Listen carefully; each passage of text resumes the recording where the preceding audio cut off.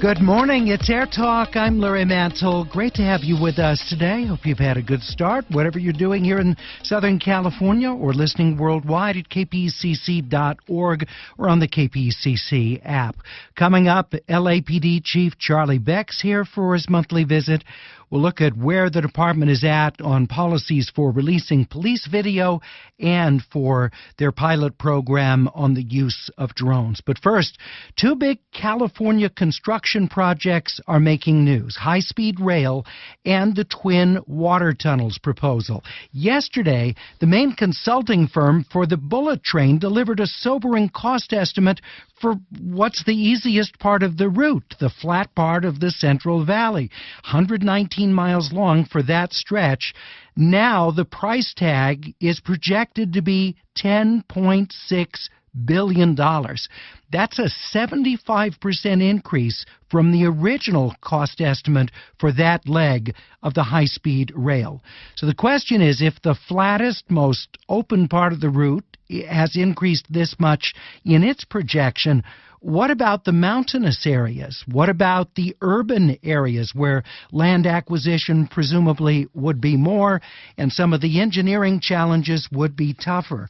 With us to talk about this development and the announcement yesterday from the main consultants on the project, Los Angeles Times national correspondent Ralph Vartabedian, who's been closely covering this story for a long time. Ralph, good to have you with us again. Oh, thank you so much. Glad to be back. So how surprised, Ralph, were the folks yesterday listening to the consultant unveiling this new projection? Well, the board itself, I think, was probably taken aback. There were a few comments, one from a Southern California construction executive that was horrifying. But I think there have been warning signs of problems coming for years. So in many ways, it shouldn't have been a terrible surprise. It was an acknowledgement more than a surprise, I think. And given that they're still so early on in the process, this is the projection in early 2018. Presumably, since it's only a projection, it could go up yet again. You're right on that. The actual completion of construction of the 119 miles is still at a very low percentage. And where would the money come from? Would they have to take money that was earlier set aside for later legs of high-speed rail to pay for this? Or would the state from the general fund have to backfill? Where would the funds come from? Well, the voters approved the $9 billion bond, and when the project was appropriated for the Central Valley construction, they drew off that bond fund, but there's still several $1 billion left in the fund that was untapped. So they could return to that. Now, they'd hope to use that money for later legs of segments of the system, but it's going to be close, I think. But I think there's enough money, even at higher cost, to complete the 119 miles. It's just that once that's gone, they'll have expended all of the federal $3.5 billion federal grants from the Obama administration, all of the state bond funds, and all of the cap and trade money as it comes in. So the project will really face a funding cliff at that point. So if they weren't able to get voters to approve additional bond money, if the feds didn't pony up more money, if the legislature didn't decide to dip into other funds, I mean, it's potentially they could be left with just a bullet train that only is in the Central Valley? Potentially, yes. They still have an ongoing source of funding from cap and trade, but that will run somewhere between $500 to $800 million a year if the cap and trade system continues to generate good revenues out of the auctions.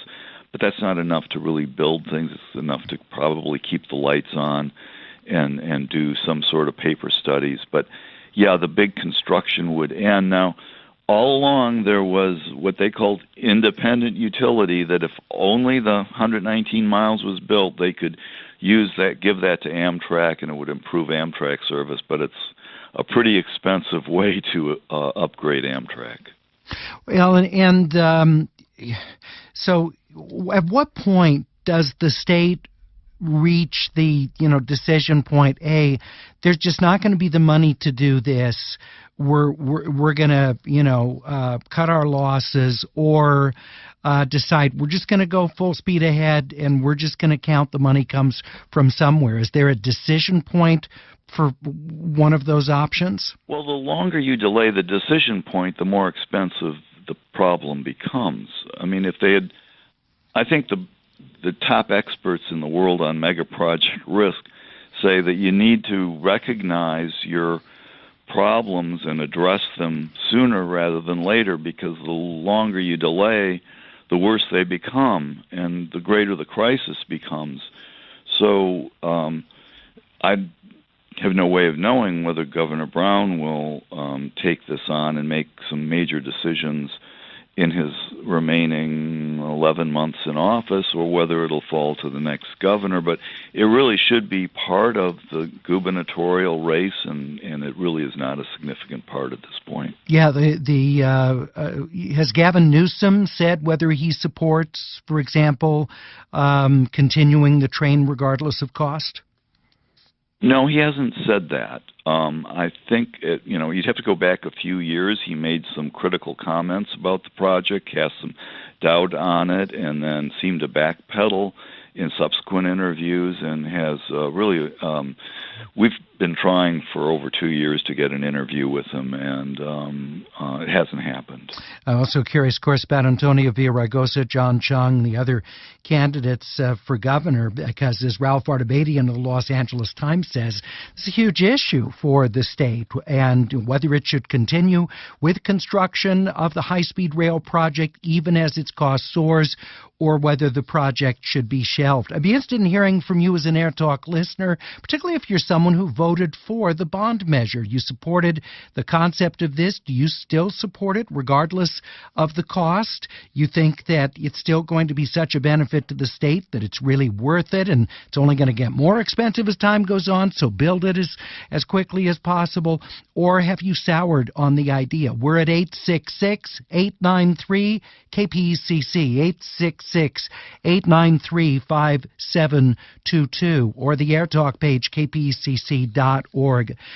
Ralph, you've talked to some skeptics who seem to think that the original amount of money that was projected for this, that people should have known that wasn't real to begin with. Can you elaborate? Well, I think that the original plan was somewhere in the around 33 or 34 billion, and you can call into question that, but it was hard. To be fair, it was always going to be very hard to estimate the cost of constructing this, because we've never done anything like that in California, or the United States in total. We haven't built this much continuous rail line in probably 100 years in this country. So estimating what it was going to cost to go through mountains and across deserts was always going to be difficult. But over the last 6 years, there have been increasing numbers of indications that the costs originally thought about were full of holes, and there should have been a more intensive effort to address that, and a more transparent effort to address that. 4 years ago, Parsons Brinckerhoff, now WSP, came up with a cost analysis that was briefed, and it showed rising costs in the Central Valley. Those cost estimates were not adopted, and then just 13 months ago, the Federal Railroad Administration said it looks like the Central Valley construction could hit $10 billion, and that was disputed very sharply by the authority. And now it's WSP is coming back just 13 months later saying, well, it's actually worse than 10 billion. It's 10.6. So we've been ignoring some warning signs for at least 4 or 5 years. And there are proponents, if I can just go on for another second, that say, we're a big, wealthy state. We can afford, if it's a $100 billion project and we think it's essential to our transportation and system and our economy, we can afford that. but we're going to have to adopt a tax in some way, or reallocate our priorities, and that's what it's going to require. It's going to really require. This is a very big political question before the state.